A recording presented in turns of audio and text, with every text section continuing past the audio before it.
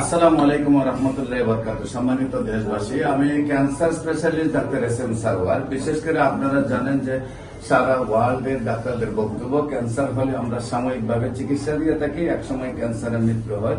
এটাই স্বাভাবিক এবং এটাই মেনে নিতে হয়।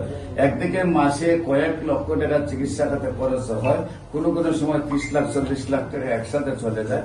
কোটি টাকা নষ্ট করে পরিবার তো ধ্বংস হয়ে যায়, রোগীটাও শেষ পর্যন্ত মারা যায়।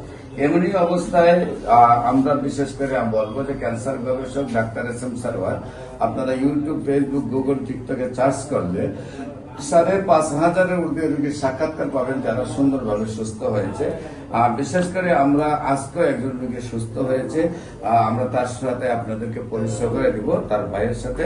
বিশেষ করে ক্যান্সার হলে আনসার নেই সেই কথার কোনো ভিত্তি নেই, ক্যান্সার সম্পূর্ণরূপে সুস্থ হয়। বিশেষ করে আপনার রোগীর নাম কি? সাদেকা বেগম, ব্রাহ্মণবাড়িয়া নাকি? ব্রাহ্মণবাড়িয়া বিজয়নগর। আপনার নাম কি? আমার নাম হলো মাজহারুল ইসলাম। মাজহারুল ইসলাম। আপনার পিতার নাম? কাজী আরব আলী। আপনার মায়ের নাম? জাহানারা বেগম। আপনার গ্রাম? আরিয়ল। Post office?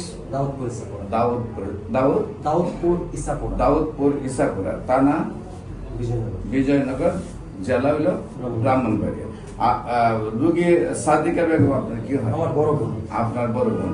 আচ্ছা, আপনার বড় বোনের কি সমস্যা হয়েছিল, কোথায় কোথায় চিকিৎসা করেছেন এবং কিভাবে এখন সুস্থ? আমার বড় বোনের স্যার যখন প্রথম পেটের ব্যথা ছিল, রক্ত শূন্যতা হইতো, রক্ত অভাব দিত, তারপরে পেটের ব্যথা, পায়খানা হতো, পায়খানা বন্ধ হয়ে গেছে।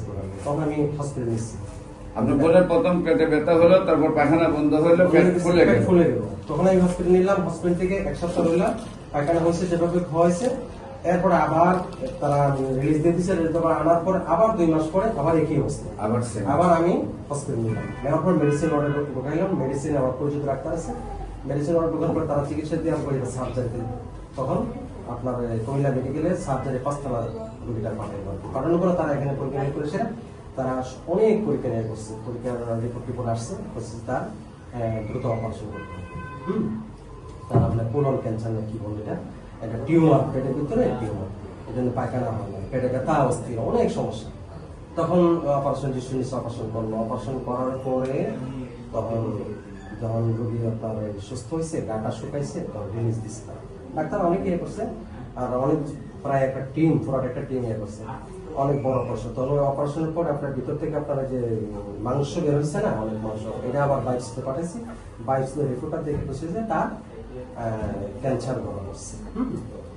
আপনি দ্রুত ইয়ে করতে হবে তাকে।